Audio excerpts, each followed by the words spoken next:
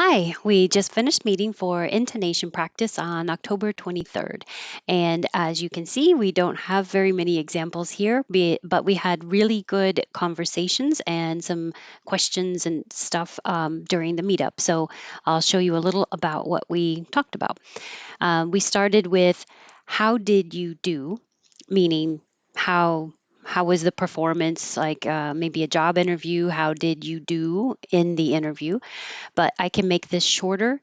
How did, make the contraction howd, and then you can always change to ya, and then you have the connection of the dy makes a ja. So that's where ja comes from. So how'd you do? How is important and the do is important. The ja is not. So how'd you do? How'd you do? If you're asking about the event, how did the event go? You could still be asking about a presentation, an interview. How did it, the action, go? So, how did, make a contraction, how'd, and now the D, how did, will connect. And we won't hear the T because we're just holding it before the consonant G. So how did? I moved the D over here. It doesn't matter as long as you're making one D and it's connecting to the I. How'd it go? How'd it go? You won't hear any t noise. How'd you do? How'd it go?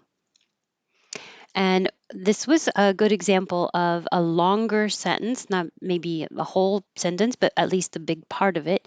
You can divide it into shorter pieces. So if you're writing a script or wanting to practice something, or even if you're reading what somebody else wrote, you can divide it into groups of ideas. And then in each group, look for one word that would be most likely or you think is most important. So you don't have to take pauses where you make these dividers. It's just mentally making a group. I am going to take a pause after lately because there's a comma and it's just an introductory word. Lately, I've been feeling like you haven't really been fully listening to me. It was originally to, but I'm going to pronounce it duh. Listening duh. Listening duh. So lately, I've been feeling like you haven't really been fully listening to me. Gary really ended up behind the 8 ball. I added this Y because between the 8, you're going to have a little Y. The 8. It's going to sound like yay. The 8. And I put a hyphen here to separate ended up. So if it helps, ended up, that D will connect. Gary really ended up behind the 8 ball. Gary really ended up behind the 8 ball. This one, summoning his. This is where I can get rid of the ing ending ing, which is the ing combination where the back of your tongue goes very high and touches the top of your mouth for ing. I can change it to an in here. And now the front of the tongue is touching in and it can connect to the next sound.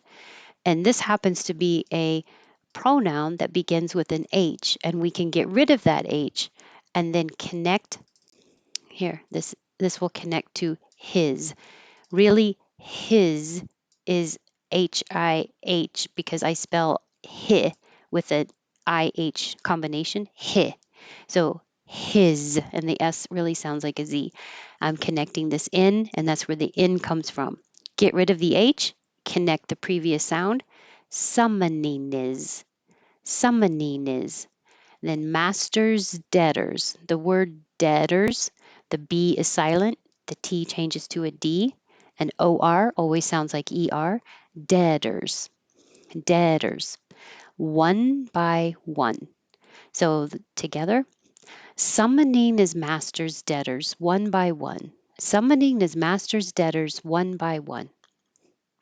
Okay, I'll do this without talking. How'd you do? How'd it go? Lately, I've been feeling like you haven't really been fully listening to me. Gary really ended up behind the 8 ball. Summoning his master's debtors one by one. So, this H deletion I talked about in my last newsletter. So, this is my website, and here at newsletter, it takes you to There's all the past ones, the most recent one, which isn't that recent anymore, September 28th. This is about deleting the H and the TH and connecting the previous sound. So tell him is tell him I said hi. And I am now reading my newsletters. So if you want to hear my voice read this, I think it's easier to understand the pronunciation instead of just reading it. So here's the example of pronouns that begin with H: he, his, him, himself, her, herself. And the THs that can be connected are them and themselves. So when you have here consonant ending tell and then the pronoun H and him, you get rid of the H, you connect the I, and it sounds like tell 'em, tell 'em. You can do the same thing with them. Get rid of the TH, connect the L, and you have tell 'em. So in my dialect, I do say tell 'em the same as this other one. They sound the same to me, tell 'em. So you would know by is it singular or plural. If somebody said, I saw Jason yesterday, and you said, tell him I said hi, they know it's singular. If they said, I saw Jason and David yesterday, and you said, tell him I said hi, they would know it's plural. Hopefully, you're going to say hi to both of them. Then you can connect the previous vowel to the H by getting rid of the H. And if there's a two, your lips are rounded. And when they move back, they make an invisible W. So tour sounds like tour. So he sounds like soe. How his, get rid of the H, how is, how is. And if the first sound is a high position sound E, C, and then every other vowel will be low. Your tongue will be in a lower position than that. You get rid of the H, and now as your tongue moves from see him without stopping, see him, see him. By herself, get rid of the H. By herself, no stopping, keep your tongue moving. By yourself. Be himself, get rid of the H. Connected. Be himself.